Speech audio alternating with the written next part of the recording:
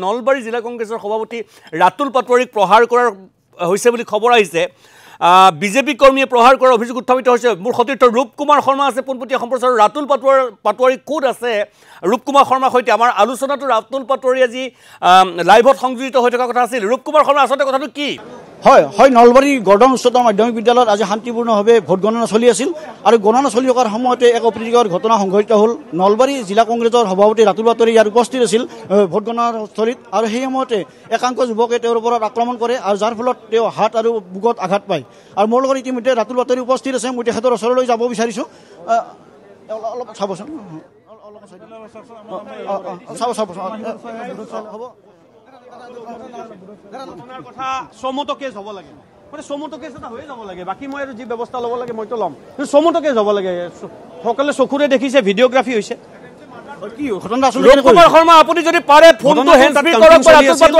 তেখেতসকলে বিজেপিৰ counting এজেণ্টসকলে মেক্সিমামে mobile phone লগত লৈ গৈছে, আৰু তেখেতসকলে আমাৰ যিসকলৰ ৰাতুল আচলতে কি হৈছিল গোটেই কথাখিনি, কিমান কি কথা বতৰা আপোনাক প্ৰহাৰ কৰাৰ অভিযোগ উত্থাপিত হৈছে?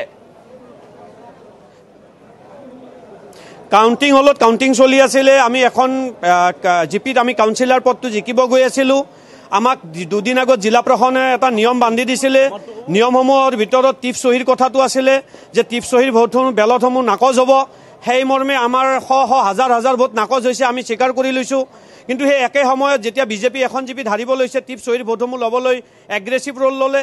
আমাৰ এজেণ্টসকলক তেওঁলোকে মাৰি গতিয়াই বাহিৰ কৰিবলৈ লোৱাত মই জিলা সভাপতি হিচাপে মই এটা কাউণ্টিং হলত আছিলোঁ। মই তাত খবৰ ল'বলৈ যোৱাত মোক চকা অস্ত্ৰেৰে আঘাত কৰিছে।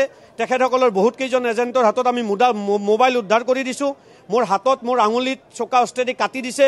নুৰুদ্দিন আহমেদ নামৰ চন্দ্ৰ পাটোৱাৰীৰ এজন দালাল এজনে এই কামটো কৰিছে। মই নাম কৈ দিছোঁ। ইয়াৰ পিছত যদি ব্যৱস্থা গ্ৰহণ নহয়, আমি গান্ধীৰ আদৰ্শত বিশ্বাসী দল, আমি কিন্তু যদি ব্ৰিটিছক খেদিব পাৰিছোঁ, এই আগ্ৰাহী বিজেপিক। আপুনি আৰক্ষীৰ কাষ চাপিছেনে ৰাতুল পাটোৱাৰী? আপুনি আৰক্ষীৰ কাষ চাপিছেনে? আৰক্ষী চৌমতো কেছ ল'ব লাগে। ঘটনা ঘটাৰ পিছত additional SP crimes OC Nalbari সকলো ঘটনাত উপস্থিত হৈছিল, আৰু মই নিজে স্বচক্ষে দেখিছোঁ গোটেই ঘটনাৰ কাউণ্টিং হলৰ ভিতৰত ভিডিঅ'গ্ৰাফি হৈছে। আৰু সেই ভিডিঅ'গ্ৰাফি প্ৰশাসনে লৈ তাৰ ওপৰত বিহিত যদি ব্যৱস্থা নলয়, তেনেহ'লে আমি বুজিম এই গোটেই নিৰ্বাচনটোত একপক্ষীয়ভাৱে এটা ৰাজনৈতিক দলক সহায় কৰাৰ বাবে ব্যৱস্থা গ্ৰহণ কৰিছে। আপুনি নিজৰ ফালৰ পৰা কিবা গোচৰ ৰুজু কৰিছে নেকি? আৰক্ষীৰ কাষ চাপিছে নেকি? চৌমতো কেছ লৈছে, ল'ব বা সেইটো পিছৰ কথা নহয়। মইতো এতিয়াই ঘটনাস্থলীতে আছোঁ। মই ঘটনাস্থলীতে আছোঁ। চৌমতো কেছ হ'ব লাগে, ভাৰ্বেলি গোটেই কথাখিনি কোৱা গৈছে। FIR দিবলৈ মোক সময় লাগিব, কাৰণ ইয়াত কাউণ্টিং হলত গুণ্ডামি আৰম্ভ হৈছে।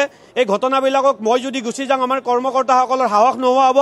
গতিকে মই ইয়াত ৰৈ দিয়াৰ ব্যৱস্থা কৰিছোঁ। কিন্তু ৰাতুল পাটোৱাৰী এটা কথা উত্থাপন কৰিব মই আপোনাৰ পৰা জানিব বিচাৰিছোঁ। কিন্তু অভিযোগ উত্থাপিত হৈছে যে পৰাজয়ৰ মুখ দেখিছে, চূড়ান্ত পৰাজয়, আৰু সেই কালিমা আঁতৰাবৰ কাৰণে কিছুমান আপোনালোকে এই ধৰণৰ মিছা অভিযোগৰ আশ্ৰয় লৈছে বুলি অভিযোগ উত্থাপিত হৈছে।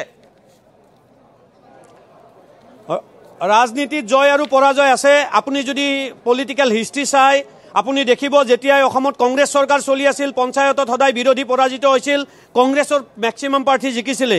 আজি বিজেপিৰ চৰকাৰ চলি আছে, আমাতকৈ অধিক সংখ্যক, বেছি সংখ্যক তেখেতসকলৰ জিকাটো স্বাভাৱিক, আৰু সেই পৰাজয় আমি স্বীকাৰ কৰি লৈছোঁ। কিন্তু আমি য'ত জিকিব ওলাইছোঁ তাত জোৰ জুলুম কৰি হৰাই দিয়া, আৰু আমাৰ ভোট য'ত বাঢ়ি আছে তাত কমাই দি ভোটৰ ৰেকৰ্ডটো বঢ়োৱাৰ যি এক প্ৰচেষ্টা চলিছে, এয়াও কিন্তু গণতন্ত্ৰৰ স্খলন।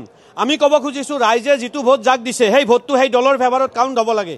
যদি সেইটো কৰাব নোৱাৰোঁ, কোনোবা ক্ষেত্ৰত ৰাজনৈতিক দলৰ এজন নেতা হিচাপে আমি ৰাইজৰ ভোটটোক স্বীকাৰ কৰি লোৱা নহ'ব। গতিকে সেই স্বাৰ্থত শেষ বিন্দু তেজ টকালৈ যুঁজি যাম।